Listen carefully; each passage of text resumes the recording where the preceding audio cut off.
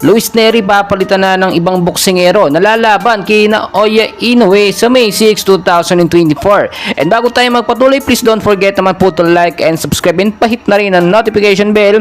Maraming salamat po. Well, alam naman natin na nagpositibo noon sa ipinagbabawal na gamot eto nga pong si Luis Neri at pinatawan po ito ng Japan Boxing Commission ng suspension o sinasabi natin na lifetime ban nga po. Pero nakakagulat nga po at nasilip yung butas kung bakit nga daw po pa pinayagan ngayon ng JBC na muling lumaban etong si Luis Neri dito kay Naoya Inoue. So nakita at nakuha natin sa ating mga updates ay para nga daw po makabawi or makaganti itong mga Hapon mga Japanese boxer na tinalo noon ni Luis Neri. Hindi pa sila nakakabawi at talagang pinatumba sila ni Luis Neri. At dahil nga lumakas ang mga boksingero ng Hapon ngayon, isa na nga dyan si Naoya Inoue, ay sisiguraduhin daw nila na mananalo itong kanilang bata na si Inoue. Pero sa pagkakataong ito, nasa rules po kasi ng World Boxing Organization, which is yan po yung humahawak sa lahat ng mga boxing event po sa ating bansa, na hindi pwedeng lumaban yung boksingero po na nagpositibo sa ipinagbabawal na gamot. Napakahigpit po niyan.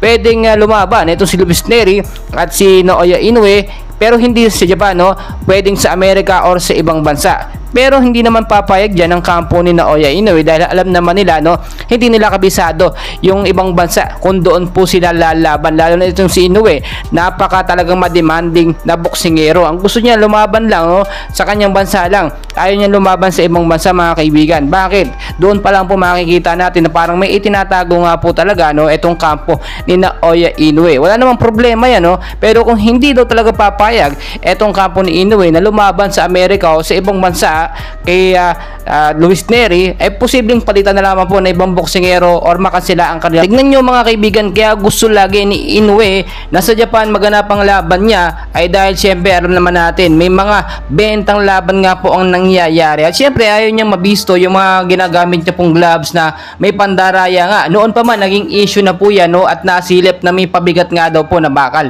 etong gloves na ginagamit ni Inoue. Sa kabilang banda naman po, kung sakaling palitan talaga itong si Luis Neri, nakahanda naman ang ating pambato ang sa Pinas, Casimero Cuadro Alas, which is kayon pa nga po ay nagtitraining at nagpa-practice na dahil alam niya anytime, any moment pwede po siyang ipatawag ng World Boxing Organization para pumirma dito nga po sa laban kontra kay Naoya Inoue. May mga nagsasabi na malabo daw po mangyayari yon dahil nga meron na kasado na nga daw po laban. Mga kaibigan, hindi nga matutuloy yung laban dahil nga nakapending pa rin suspended pa rin itong si Luis Neri dito sa bansang Japan, kaya hindi pa ito po pwedeng lumaban. Magkagayon man, ano man yung maging desisyon nga po ng World Boxing Organization at sana nga si Casimero Angas ng Pinas na lang ang lumaban dito kay Inoue, bagkos hindi pa rin tayo nakakabawi sa mga Pilipino boxer din natin, hindi pa talaga nakakabawi.